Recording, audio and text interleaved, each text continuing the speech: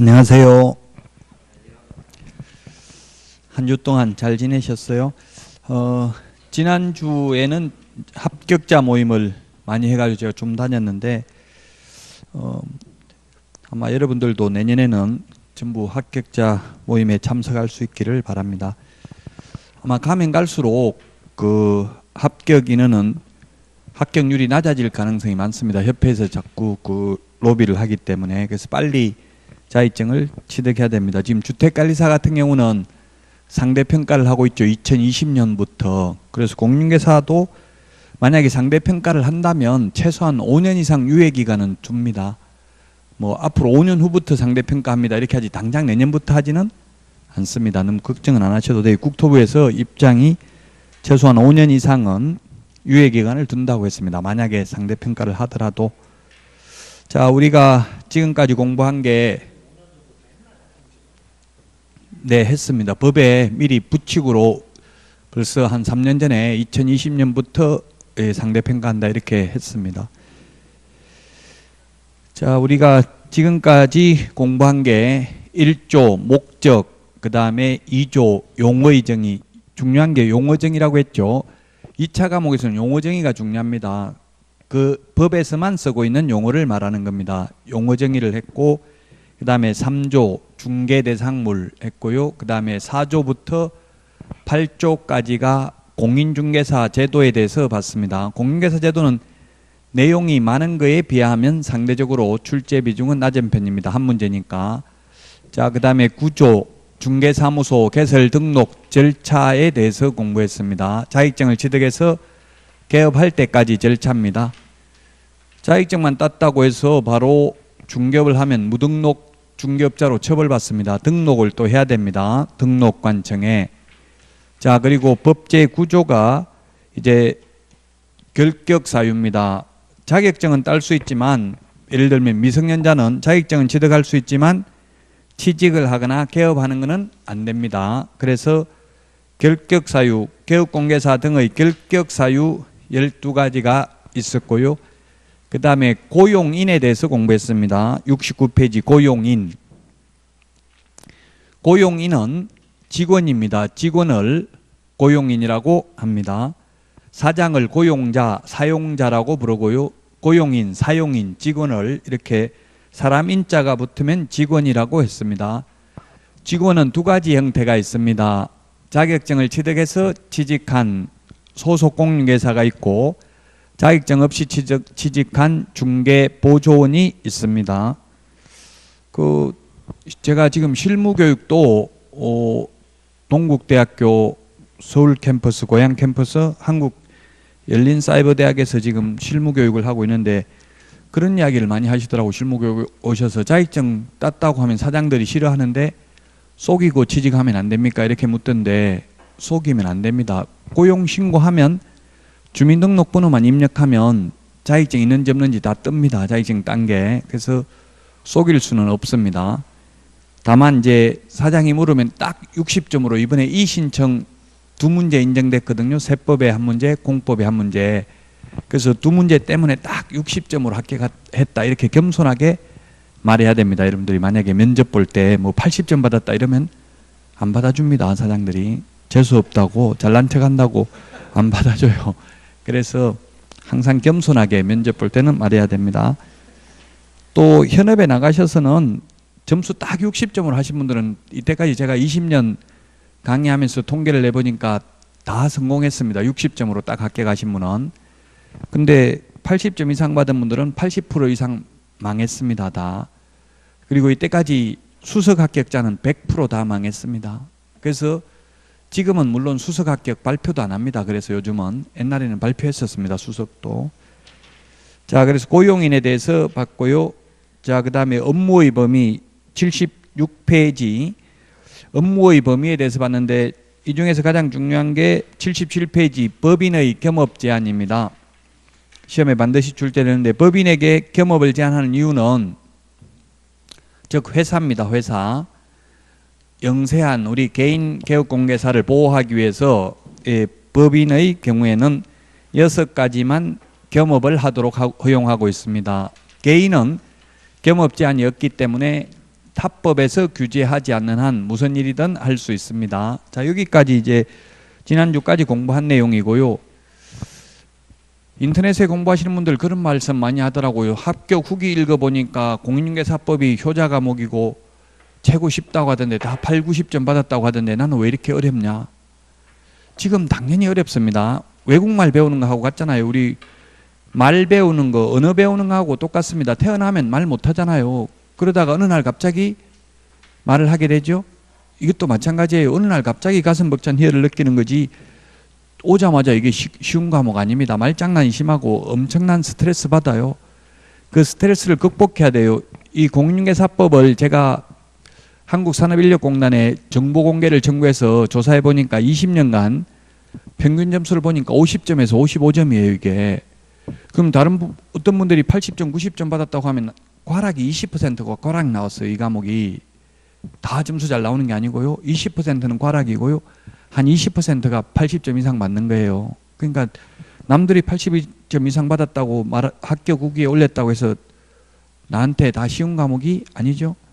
그 중간에 고통을 참아야 돼요. 어려움을. 그 처음 공부하면 애들이 처음 태어나서 말 배우는 거하고 똑같고요. 외국말 배우는 거하고 똑같아요. 처음에는 무슨 말인지 전혀 몰라요. 그러다가 어느 날 갑자기 술술술 말이 나오는 거잖아요. 그래서 좀 참아야 돼. 지금 신압으로 모르는 사이에 조금씩 공부해야 되지. 지금 갑자기 너무 무리하시는 건 좋지 않습니다. 자, 그러면 이제 오늘 81페이지 중개사무소 설치입니다. 사무소. 82페이지 양가로 2번에 보니까 사무소 설치 1등록 1사무소입니다. 등록도 한 번밖에 안 되고요. 사무소도 하나밖에 설치할 수 없습니다. 만약에 등록을 2번, 3번 허용하고 사무소를 2개, 3개를 허용하면 어떤 일이 생기겠어요? 여러분들 자격증 딸 필요 없잖아요. 다른 사람이 자격증 1명 따가지고 사무소 2개, 3개 차릴 수 있다면 그거 하나 근무하면 되겠죠? 받아가지고. 그래서 1등록 1사무소입니다. 사무소는 하나밖에 안 되고 등록도 한 번밖에 할 수 없습니다. 자, 그러면 83페이지 법인의 분사무소입니다. 분사무소 83페이지 2번에 법인의 분사무소. 자, 분사무소가 뭡니까? 이렇게 질문하는 분들이 있더라고요. 한자로는 분사무소. 한자는 시험에 나와요, 안 나와요? 한자 시험에 나옵니다. 가벌병정 무까지는 알아야 됩니다. 영어도 시험에 나옵니다. A, B, C, D, F, X, 토지 이런 말 나옵니다. 자, 여기서 분이란 이 분사무소라는 말은 한자 안 나오겠죠. 그런데 이 한자는 표의 문자이기 때문에 특히 민법 같은 경우는 한자를 알면 이해하기가 쉽습니다. 민법은 분 나눌 분자인데 사무소를 나눴다는 이야기인데 분사무소, 우리는 분사무소라고 부르고요. 우리 법에서는 이 일반 사회에서는 지사 또는 지점, 본점, 지점, 은행 같은 경우는 일반 회사는 본사, 지사 이렇게 하죠. 우리는 주된 사무소, 본사를 주된 사무소라고 부르고요. 그 다음 지사, 지점을 분사무소라고 불러요. 예, 그래서 분사무소가 되겠습니다. 이번에 양가로 1번 설치 기준입니다. 법인이 법적으로 사람을 법인이라고 합니다. 민법에서 자연인의 반대 개념이 법인이죠. 자연인은 숨을 쉬는 사람, 법인은 숨은 안 쉬지만 법적으로 사람입니다. 쉽게 말하면 회사입니다. 회사. 법인인 개업공개사는 대통령령이 정하는 기준과 절차에 따라 등록관청에 신고하고 그 관할구역 외의 지역에 분사무소를 둘 수 있다.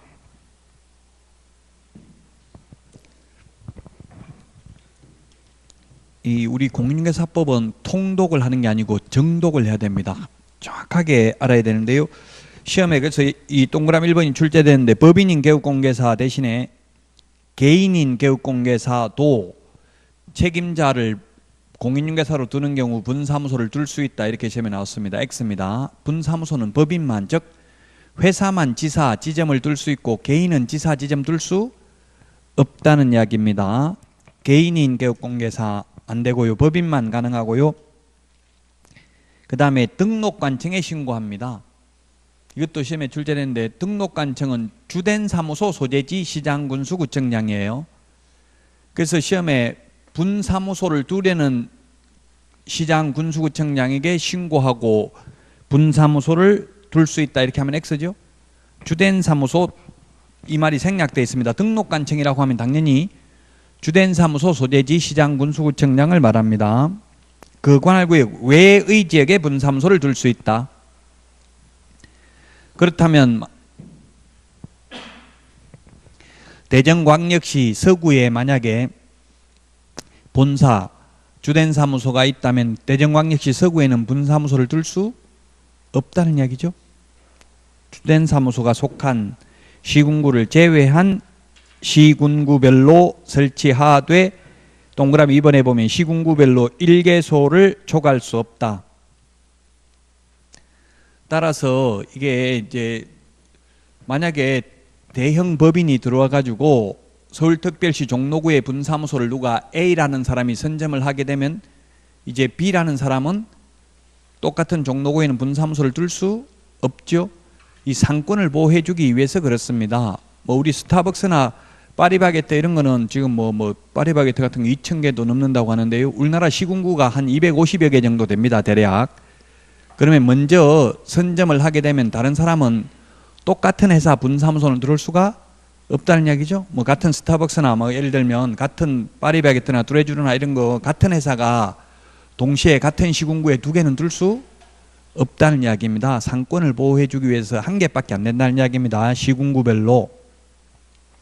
주된 사무소가 설치되어 있는 또 시군구에는 안 됩니다. 동그라미 3번. 분사무소 책임자는 공인중개사이어야 합니다. 공인중개사를 책임자로 두어야 합니다. 다만 다른 법률의 규정에 따라 중개업을 할 수 있는 소위 특수법인은 그러하지 아니하다. 특수법인, 지역농협, 산업단지관리기관, 지역산림조합, 한국자산관리공사 이런 게 특수법인입니다. 특수법인은 책임자가 공인중개사일 필요 없습니다. 84페이지 분사무소 설치 신고입니다. 신고. 옛날에 승인 받았는데 지금 신고입니다. 신고라는 것은 민원인이 적법 요건만 갖추면 반드시 수리해야 되는 게 신고입니다. 분사무소의 설치 신고를 하려는 자는 국토교통부령이 정하는 분사무소 설치 신고서에 다음 서류를 첨부하여 주된 사무소 소재지 관할 등록관청에 제출해야 된다. 이 경우 등록관청은 등록관청이라는 말 자체가 주된 사무소 소재지 시장군수구청장입니다. 등록관청은 법 제5조 2항에 따라 공개사 자격증을 발급한 시도지사에게 분사무소 책임자 자격 확인을 요청해야 된다. 따라서 분사무소 설치 신고할 때는 소속 공인중개사 또는 책임자 자격증을 제출할 필요 없습니다. 그래서 우리 프린터 핵심 비교정리 프린터 이거 암기하실 필요 없고요. 수업할 때 그냥 찾아보면 자동적으로 시험 볼 때 다 알게 돼요. 52번에 우리 프린터 핵심 비교정리 프린터 51번에 동그라미 1번부터 3번 51번에 동그라미 1번부터 3번 그 2번에 분사무소 설치 신고라고 있죠. 1번부터 3번 자격증 제출하지 않는다고 돼 있죠. 왜 제출 안 하냐 하면 위조된 자격증으로 등록을 하다 적발된 사례가 있었어요. 그래서 이제는 앞에 우리가 공부할 때 자격증 교부대장은 전자적 처리가 불가능한 특별한 사유가 있는 경우를 제외하고는 전자적 처리가 가능한 방법으로 작성 관리되어야 한다 이렇게 되어 있습니다. 따라서 주민등록번호만 입력하면 자격증 땄는지 안 땄는지 다 떠요. 공무원이 보고 있는 컴퓨터에. 그래서 자격증 제출할 필요 없고 직접 자격 확인을 요청해야 됩니다. 전자정보법 제36조 1항에 따라 행정정보의 공동이용을 통하여 법인 등기사항 증명서를 확인해야 된다. 법인 등기사항 증명서도 제출하지 않습니다. 시험에 분사무소 설치할 때 제출해야 되는 서류는 몇 개인가 이렇게 낼 수도 있겠죠. 몇 개인가 이게 가장 어렵죠. 객관식에서는. 그래서 건축물 대장도 그 시군구에서 직접 확인하면 되고 법인 등기사항 증명서는 인터넷으로 확인하면 된다는 이야기입니다. 그러면 제출하는 서류가 분사무소 책임자 동그라미 1번, 실무교육 수료증 4본, 동그라미 2번, 보정 설정을 증명할 수 있는 서류, 동그라미 3번, 건축물 대장에 기재된 건물의 분사무소를 확보했음을 입증하는 서류를 제출해야 됩니다. 사용권만 확보하면 되죠. 소유권은 확보가 아니고, 다만 건축물 대장에 기재되지 아니한 건물의 분사무소를 확보했을 경우에는 건축물 대장의 기재가 지연되는 사유를 적은 서류도 함께 제출해야 됩니다. 85페이지 신고 필정 교부 및 통보입니다. 분사무소 설치 신고를 받은 등록관청은 그 신고 내용이 적합한 경우에는 국토교통부령이 정하는 신고 필정을 지체 없이 분사무소 설치 예정지역을 관할하는 시장군수구청장에게 통보해야 된다. 자, 그 밑에 그림도 있는데요. 그러면 다시 한번 분사무소 설치 신고, 분사무소 설치 신고는 어디다가 한다고 했어요?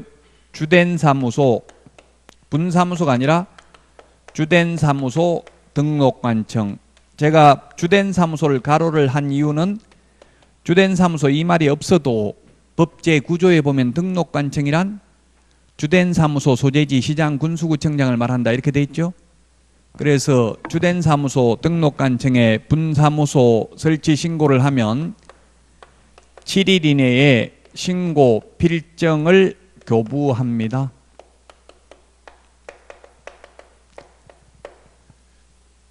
자, 그러면 예를 들면 서울특별시 종로구에 주된 사무소가 있고 대전 서구에 대전광역시 서구에 분사무소 설치하려면 대전광역시 서구에 갈 필요 없고 종로구청장한테 신고하면 됩니다. 그러면 종로구청장이 신고 필정을 교부해 줍니다. 교부해 주면은 업무를 개시할 수 있습니다. 업무 개시. 이 7일이라는 말은 7일은 어디에 있냐면 7일은 우리 그 86페이지 분사무소 설치 신고서 서식 오른쪽 메뉴에 보니까 86페이지 서식 오른쪽 메뉴에 보니까 처리기간 7일이라고 돼 있죠. 7일. 이 처리기간 7일 그리고 우리 프린터 핵심 비교 정리 프린터 7일을 다 정리해놨죠. 7일 39번에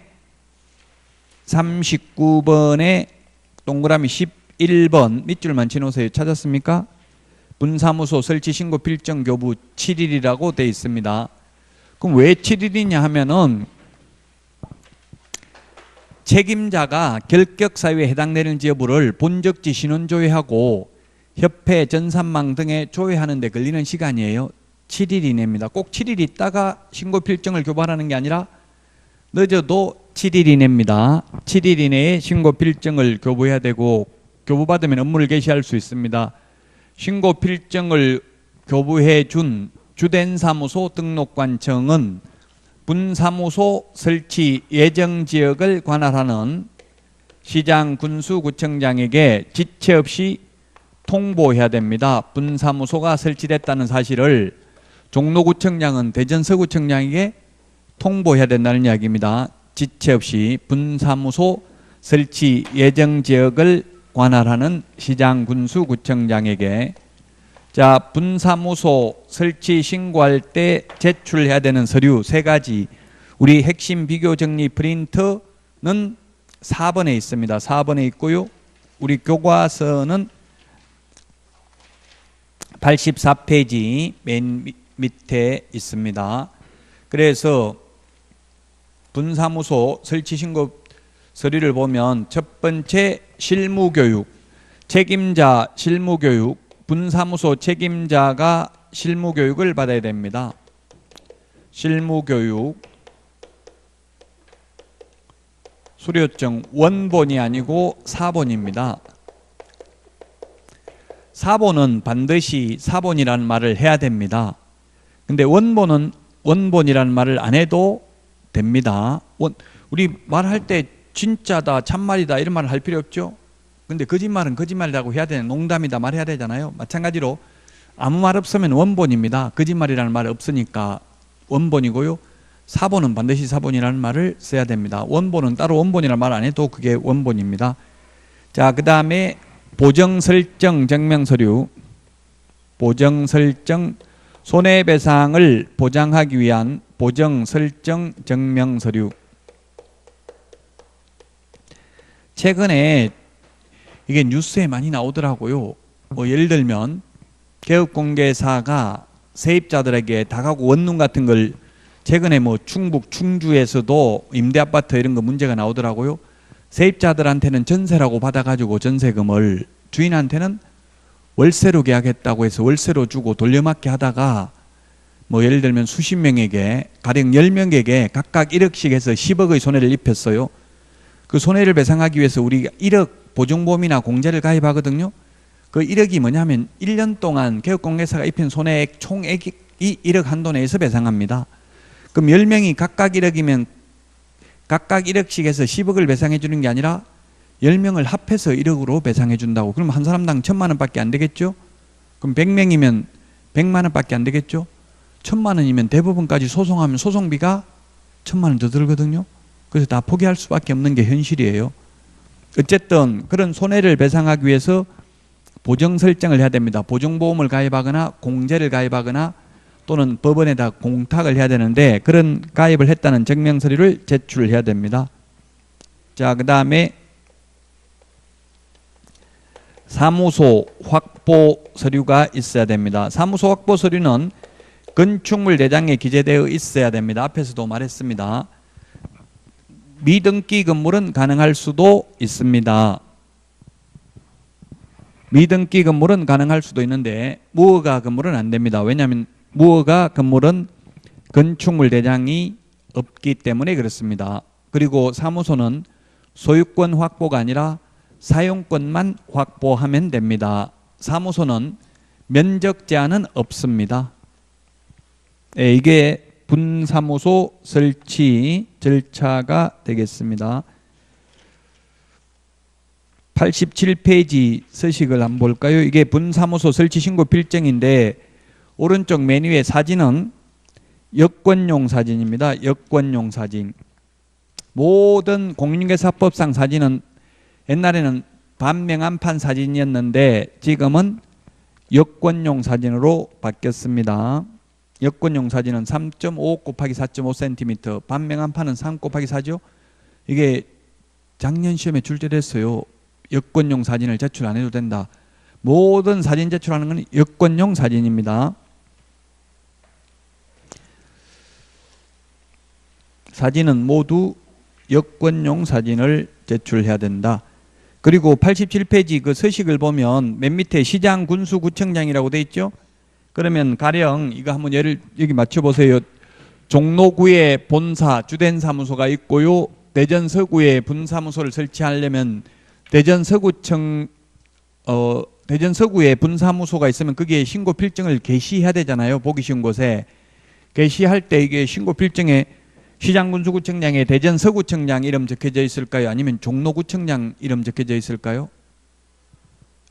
종로구청장 됐겠죠. 주된사무소 등록관청에 신고했으니까 주된사무소 등록관청 종로구청장 이렇게 해서 직인이 찍혀 있을 것입니다. 지금 현재 우리나라에 분사무소가 있는 중개법인은 거의 없습니다. 아마 트러스트 부동산이라고 인터넷에 치보면 있을 거예요. 이런 거 트러스트 부동산, 이게 변호사가 만든 회사입니다. 옛날에는 이게 중개법인이 아니고 변호사로 그냥 하려고 했는데 고등법원에서 변호사도 자격증 따지 않고는 불가능하다 해가지고 지금은 중개법인으로 만들었습니다. 그럼 형식적으로 대표자만 자격증 있는 사람 세우면 되겠죠? 실질적인 오너는 변호사가 하더라도 주주하고 대표이사하고는 다를 수 있잖아요. 실질적인 주주는 돈 된 사람이 주주가 될 수 있지만 대표자는 반드시 자격증이 있어야 된다고요. 자, 그 다음에 88페이지 사무소 공동사용입니다. 양가로 1번에 의인대 개업공개사는 개업공개사는 밑줄 치시고 주어 개업공개사는 그 업무의 효율적인 수행을 위하여 다른 개업공개사와 중개사무소를 공동으로 사용할 수 있다. 다만 개업공개사가 업무 정지 기간 중에 있는 경우에는 그러하지 아니하다. 자, 그 다음에 89페이지 양가로 4번 법 13조 6항 규정에 따라 중개사무소를 공동으로 사용하고자 하는 개업공개사는 법제 구조 규정에 따른 중개사무소 개설 등록 또는 법제 20조 규정에 따라 중개사무소 이전 신고를 하는 때에 그 사무소를 사용할 권리가 있는 다른 개업공인중개사의 승낙서, 개업공개사의 승낙서 밑줄 치십시오. 개업공개사의 승낙서를 첨부해야 된다. 시행령 16조, 조금 전에 처음에 읽었던 게 법 13조 6항, 따라서 공동사무소에 대한 명문 규정은 조금 전에 읽은 거 이 두 가지밖에 없습니다. 나머지는 규정 없어요. 해석상의 문제입니다. 자, 그러면 사무소를 옛날에는 합동사무소라고 불렀는데 지금은 뭐 공동사무소 이렇게 말하는데요. 그 합동이 공동으로 바뀐 이유가 뭐냐 물으니까 합동은 한자기 때문에 한글로 바꿨다 이렇게 말하고 있는데요. 사실 공동이라는 말도 한자죠. 자, 그러면 공동사용이라는 말은 뭐냐 하면 가령 A, B, C, D 4개의 사무소가 있는데 공동으로 사용한다는 말은 4개를 두고 4명이 왔다 갔다 하면서 공동으로 사용한다는 뜻이 아니라 하나의 사무소에서 같이 써야 돼요. A 사무소에서 같이 쓰려면 B나 C는 이전 신고하면 됩니다. 특별히 지금 이전 공동사무소 설치 신고서라는 법정서식도 없습니다. 법정서식. 법정이라는 말이 뭐예요? 법률의 규정 줄임말을 법정이라고 하죠. 법정서식, 법률의 규정. 법정서식 없습니다. 공동사무소. 그냥 이전 신고하면 돼요. 이전 신고할 때 B나 C는 A 개업공인중개사의 사용승낙서가 있어야 된다. 시험에는 A 건물주 사용승낙서 있어야 된다. X로 출제됐어요. 그 사무소를 사용할 권리가 있는 다른 개업공개사의 사용승낙서를 제출해야 됩니다. 제가 현업에서 이게 공동사무소를 해보니까 사실 등록관청에서 건물주 사용승낙서 가져오라고 하더라고요. 그래서 제가 그런 게 법에 어디에 있냐 이렇게 따지니까 법에 없어도 자기들 내부 지침에 있다 하더라고요. 왜냐하면 건물주 동의 안 받으면은 그 전대차 계약은 효력이 없죠. 그래서 현실적으로는 이제 현실적인 이야기 앞으로는 가급적이면 안 하겠습니다. 건물주 사용승낙서를 가져오라고 해요. 그런데 시험에 나오면 그러면 X라고요. 법조문에는 누구 승낙서요? 개업공개사. 당연히 개업공개사는 승낙서가 승낙해줬기 때문에 그 당연히 들어가서 같이 하겠죠. 그는 뭐 승낙 안 해주면 같이 있을 수가 없잖아요. 근데 시험에는 건물주 사용승낙서 X로 출제됐다.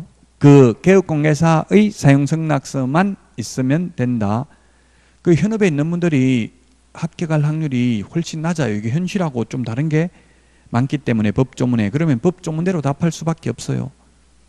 예, 그래서 건물주 승낙서가 아니라 다른 개업공개사의 사용승낙서를 제출하면 된다.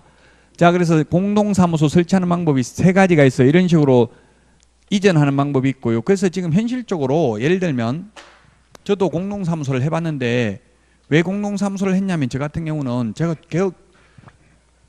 이게 강의를 하고 있는데 사무소 차려놓고 근무 안 하면 빌려주는 게 될 수도 있잖아요. 그래서 폐업을 하면은 옛날에는 지금은 제가 건의해가지고 받겠습니다만은 옛날에는 폐업을 하면 다시 등록하려면 무조건 실무교육을 새로 받아야만 했어요. 지금은 1년 안에 다시 개업하면 안 받아도 되거든요. 무조건 폐업하는 순간 다시 실무교육 받아야 되고 엄청나게 귀찮더라고 그게 실무교육 받는 게. 그래서 그냥 다른 사람 하는 장소에다가 사무소 이전해 놓으면 그냥 공동사무소잖아요. 공동사무소에 자격증 걸어놓고 제가 일 안 한 거 가지고 책임을 묻는 사람은 없잖아요. 제가 일하기 싫어서 일 안 했다고 계약서 안 쓰면 그거 가지고 처벌할 수는 없죠. 그래서 폐업하기 싫어가지고 경력은 경단료 뭐 이런 말 하던데 경직 단절료 이런 말도 하던데 경력 단절을 안 시키기 위해서. 왜냐하면 경력을 쌓아놓는 게 제가 그렇게 해서 경력을 많이 쌓았어요. 5년 이상 경력이 있으면 나중에 부동산 학개론에서 부동산 투자회사법에 보면 리처 설립하려면 자산운용 전문인력 5명 이상 있어야 되거든요. 5년 공인중개사로서 5년 이상 유경험자. 경력을 저는 쌓으려고 이렇게 공동사무소 해봤어요. 다른데 그냥 등록을 해가지고 나놓고 실제 중개업은 하지 않고, 예, 이런 식으로 그래서 옮기면 됩니다. 다른 곳으로. 그 다음에 또 하나는 A가 하고 있는 장소에다가 신규 등록을 하면, 제가 공동사무소 한다는 말도 안 했는데 등록관청에 이렇게 사무소를 이전 신고를 하니까 등록관청에서 공동사무소 할 겁니까? 이렇게 묻더라고요. 제가 그래서 깜짝 놀랐어요. 어떻게 알았습니까? 이렇게 했더니만 그 공무원은 그 주소만 입력해버리면 거기에 벌써 중개사무소가 있다는 게 자기 컴퓨터엔 다 뜨더라고요. 전산화돼 있어가지고. 그래서 공동사무소 할 겁니까? 그래서 예, 이렇게 말했어요. 그러면 그게 끝이에요. 공동사무소가 되는 거고. 또 신규 등록을 하는데 사무소 확보 증명 서류를 제출하라고 하는데, 이때 사무소 확보 증명 서류는 A 개업공개사의 사용 승낙서만 있으면 돼요. 옛날에는 사용 승낙서 이런 말이 없어가지고 어떻게 했냐면, 저도 가짜 임대차 계약서를 따로 적었다고요. 주인하고. 그러니까 공무원이 묻더라고요. 웃더라고. 이게 진짜 계약서입니까? 묻더라고요. 그래서 제가 아무 말 안 하고 있으니까 웃고 말더라고요. 실제 가짜 임대차 계약서잖아요. 이미 A가 하고 있는데 또 주인이 이 사람하고 임대차 계약 체결해 주기는 쉽지 않겠죠. 그러니까 그냥 A 개업공개사의 사용 승낙서만 있으면 된다고요. 주인하고 또 임대차 계약서 가짜로 적을 필요 없다는 이야기예요. 실제 현업에서 가짜 임대차 계약서 적어가지고 제가 이야기했죠. 자격증 있는 사람 명의로 그 해도 좋다는 취지가 있어야 되는데, 가짜 임대차 계약서 적어가지고 보증금 다 뺏긴 사례도 있어요. 그래서 가짜 적을 필요 없고 그냥 A 개업공개사의 사용 승낙서만 있으면 된다. 그 다음에 D라는 장소에다가 2명 이상이 동시에 신규 등록을 하면 이게 공동사무소가 됩니다. 자, 공동사무소에 대한 규정은 딱 2개. 13조 6항. 개업공개사는 다른 개업공개사와 공동으로 사용할 수 있다. 다만 업무정지기간 중에는 안 된다. 공동으로 사용할 때는 그 개업공개사 사용할 수 있는 사무소를 사용할 권리가 있는 개업공개사의 사용 승낙서를 제출해야 된다. 이게 끝이라고요. 업무정지기간 중에는 공동사무소 안 돼요. 업무정지기간 중에 공동사무소 되면 어떻겠어요? 업무정지 당하고 나면 또 다른 사람 등록해가지고 같이 한다는 명분으로 실질적으로 업무를 하겠죠. 그러면 업무정지의 실효성이 상실되잖아요. 그래서 업무정지기간 중에는 안 된다. 근데 제가 아는 지인은 업무정지 당했어요. 소속 공인중개사 서명 및 날인 안 했다고 3개월. 그래서 가서 따진 거예요. 등록관청에. 대한민국에 소속 공인중개사가 단 한 명이라도 서명 날인하는 거 보여주면 수긍하겠다. 아무도 안 하는데 왜 나만 단속하냐 이렇게 하니까 우리도 어쩔 수 없다. 민원이 제기돼서 이렇게 이야기하는 거예요. 그 자꾸 그렇게 불만을 이야기하니까 공무원이 오히려 알려준 거예요. 그러면 그 소속 공인중개사도 자격증이 있던데 그 사람 이름으로 이게 다시 등록을 해가지고 하면 되지 않을까요? 알려주는 거예요. 비법을. 업무정지는 좀 이따 할 테니까 다시 등록하고 나면 업무정지 할 테니까. 그러면 등록하기 전에 만약에 공동으로 사용을 하게 되면 예를 들면 A, B, C, D가 있는데 이 중에 같이 공동으로 사용하다가 A가 업무정지 당하면 A 빼고 나머지는 업무해도 되거든요. 그래서 오히려 공무원이 그걸 인정해 준 거예요. 묵시적으로 업무하도록 허용해 준 거예요. 빨리. 그러면 업무정지 당하기 전에 어차피 그 소속 공인중개사 자격증이 있으니까 그 사람 명의를 다시 등록해가지고 그 사람이 업무하면 되지 않냐. 당신은 하지 말고 뭐 이런 당신이 하지 말고 이런 말 하지도 않았어요. 그러니까 묵시적으로 업무하도록 허용한 거죠. 업무정지 당하고 나면 안 돼요. 그 이제 공동으로 사용하면 이 칸막이 있어요, 없어요? 공동사무소는 칸막이 없죠. 칸막이 없죠. 칸막이 없는데 사실상 칸막이 있는 거나 마찬가지입니다. 즉 각각 독립성이 인정된다고. 한 명 업무정지하면 이 사람 빼고 나머지 업무해도 된다고 했죠. 그 다음에 A는 법인인 개업공개사, B는 공인중개사인 개업공개사, C는 법 7638호 부칙 제6조 2항의 규정에 의해서 등록을 한 것으로 보는 자, 소위 중개인이라도 상관없습니다. 그리고 D는 법인의 분사무소라도 상관없습니다. 즉 끼리끼리 공동으로 사용할 필요는 없다고. 즉 중개인은 중개인끼리, 법인은 법인끼리만 공동사무소가 가능하다 하면 X라고요. 우리 아까 읽어봤을 때 88페이지 메뉴에 뭐라고 돼 있었냐면 주어가 개업 공인중개사는 이렇게 돼 있었습니다. 개업 공개사는 공동으로 사용할 수 있다. 개업 공개사의 종류에 세 가지가 있잖아요. 종별이 달라도 상관이 없다는 이야기입니다. 각각 독립성이 있기 때문에 가령 이런 국토부에 질의를 해봤어요. 만약에 A 법인이 고용을 한 갑이라는 실장, 즉 중개보조원이 있다. 그러면 이 중개보조원이 칸막이도 없는데 네 사람의 개업공개사를 보조해도 되는지 여부를 알려주십시오. 공동사무소에 직원 한 명 고용해서 그 직원이 4명의 개업공개사를 모두 다 보조해도 되는지 여부를 알려주십시오 하니까 국토부에서는 된다 안 된다? 안 됩니다. 이중 소속에 해당되므로 이렇게 답변하고 있어요. 이론적으로는. 그 칸막이 있는 별도의 사무실이나 마찬가지라는 이야기죠. 칸막이 없지만. 그러면 A, B가 따로따로 인장 등록도 따로 해야 되고 보정 설정도 따로따로 해야 되고 자격증 개시도 각각 따로따로 해야 됩니다.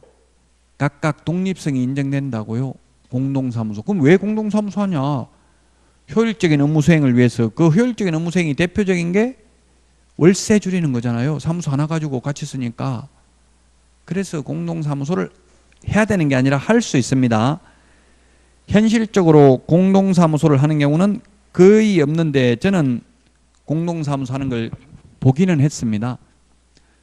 어떤 경우가 있냐면 제가 아는 분은 우리 동네에서 지금 여자분 2명이 하고 있는데 지금 한 15년 정도 됐어요. 그래서 15년 정도 A, B 2분이 있는데 처음에는 A 명의로 한 5년 하더라고요. 그리고 나서 이 사람 폐업하고 또 B 명의로 한 5년 하더라고요. 예, 그리고 나서 또 A 명의로 하고 자꾸 이 명의를 바꾸더라고요. 그러다가 지금 둘이 공동으로 하더라고요. 왜냐하면 이분들은 한 달에 2천만 원 이상 벌어요. 한 명당. 엄청나게 소득이 높다고요. 소득이 높는데 간이가세 사업자예요. 그래도 간이가세 사업자는 소득 4,800만 원 안 넘어야 되죠. 그 어떻게 간이사업자가 될 수 있냐면 제가 2천만 원씩 벌어간다고 했는데 그러면 엄청나잖아요. 그럼에도 불구하고 이거는 종합소득세 과세 대상인 경우는 비용 다 빼잖아요. 광고비 빼고 뭐 임대료 빼고 뭐 이런 거 다 비용 다 빼고 순수익만 가지고 하니까 그래놓고 우리 계속 간이가세자 하려면 좀 부담스럽잖아요. 그럼 폐업하고 또 다른 사람이 해버리니까 이 사람 망했다. 우리 5년 안 된 데는 세무조사 안 나오거든요. 초기에는 세무조사 안 나와요. 왜냐하면 처음에는 돈이 많이 들기 때문에 적자라고 보고 이런 식으로 하는 분이 있더라고요. 나중에 공동으로 하니까 만약에 한 사람이 2억 버는 것보다는 두 사람이 나누면 한 사람이 1억씩 떼버리면 세법의 양도소득세는 초과 누진세율을 적용하고 있죠. 5단계 초과 누진세율. 그 남는 돈이 많으면 많을수록 세율이 높잖아요. 그러니까 이게 그런 세금을 줄이는 효과가 있다고 공동으로 하면. 한 사람이 2억 버는 것보다 두 사람이 나눠가지고 각각 1억씩 버는 걸 하면 그만큼 세율이 줄어드니까 그런 목적으로 사실은 활용을 하고 있더라 이 말입니다. 현실은 공동사무소는 거의 없고요. 현실적으로는. 자, 지금까지 사무소, 분사무소, 그 다음에 공동사무소에 대해서 살펴봤습니다. 쉬었다가 90페이지 중개사무소 이전 신고부터 보도록 하겠습니다. 내드린 문제 한번 읽어만 보세요. 쉬었다가 하겠습니다.